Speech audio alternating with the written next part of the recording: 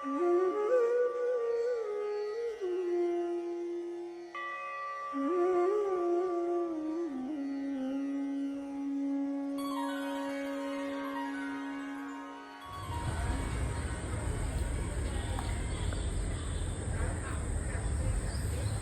स्वामी समर्थ मठाची स्थापना 2000 साली झाली.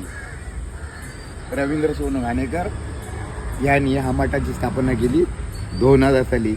ह्यासाठी 1972 साली ह्याच रस्त्याने रवींद्र सोनघाणेकर आले, तिथे राहिले आणि त्यांनी हा मठ उभा केला आणि हे सगळं घडवलं.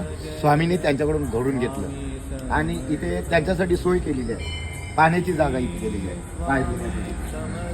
पाय धुण्यासाठी इथे जागा केलेली आहे. तिथे येऊन पाय धुवायचे, पाय धुवून मठात जायचं, तिथून आतमध्ये जायचं आणि स्वामींचं दर्शन घ्यायचं, महाप्रसाद घ्यायचा.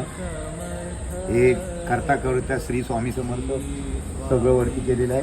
स्वामींसाठी बसायसाठी आसन आहे, गादी आहे आणि इथून जाण्यासाठी रस्ता आतमध्ये. तिथे स्वामी राहायचे, तिथे स्वामी रवींद्र सोनघाणेकर राहायचे.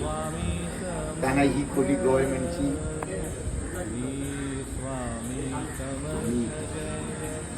पाणी. इथे वडाचं झाड होतं, एक पिंपळाचं झाड, एक वडाचं झाड.